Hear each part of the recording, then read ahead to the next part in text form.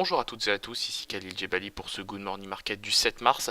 Nous commençons tout de suite avec le rappel légal habituel. XTB France informe les participants que la présentation à venir et les informations qui vont être dispensées ne constituent pas en aucune manière une sollicitation ou incitation à acheter ou vendre des produits financiers. Nous commençons tout de suite avec le calendrier économique de ce mercredi 7 mars et vous le voyez, nous nous intéresserons évidemment au PIB de la zone euro du quatrième trimestre en données finalisées. Alors nous nous attendons à 2,7% de croissance en rythme annualisé, 0,6% sur le seul quatrième trimestre 2017. Alors évidemment il ne devrait pas y avoir de mauvaises surprises du côté de la publication du PIB.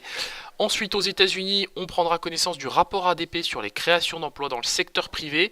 195 000 créations d'emplois attendues. Évidemment, il ne faut pas se rater sur ce type de statistiques, d'autant que sera publié ce vendredi le rapport des NFP sur les créations d'emplois dans les secteurs privés et publics, ainsi que les hausses de salaire, évidemment, l'inflation salariale. Donc vous le savez, c'est une statistique qui est très regardée par les opérateurs.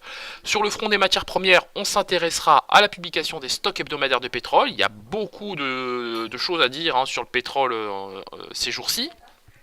Particulièrement depuis le début de la semaine, il y a beaucoup de déclarations qui sont faites de part et d'autre, du côté des États-Unis, du côté des pays de l'OPEP, et même d'une manière générale du côté des principaux acteurs du marché. Donc c'est évidemment des données qui vont nous intéresser.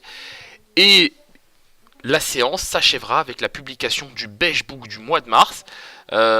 Donc là, effectivement, il faut clairement pas se rater sur ce Beige Book, puisque, je le rappelle, il servira de support pour la prochaine décision monétaire de la Réserve fédérale.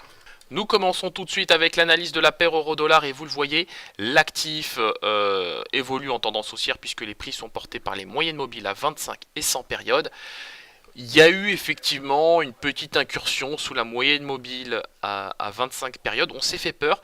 On se rattrape. De mon point de vue, la toile de fond est relativement positive et les cours devraient retrouver le niveau des 1,2430 à même 1,2450 aujourd'hui sur la paire euro-dollar. Toutefois, si nous cassons le niveau de la moyenne mobile à 25 périodes, et bien là, il faudra sans doute tabler sur un retour à 1,24, voire même 1,2390. Nous nous quittons sur cette note. On se retrouve comme d'habitude aujourd'hui à 15h15 pour notre live trading. Donc ce sera l'occasion de faire le point sur tous nos signaux. J'espère qu'on assistera à un dénouement par les TP évidemment, au travers des TP. On espère que les TP seront touchés aujourd'hui.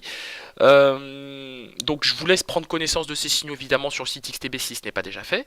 Et on fera le point sur l'ensemble de ces signaux tout à l'heure à 15h15 en séance de live trading. Merci à vous et à tout à l'heure.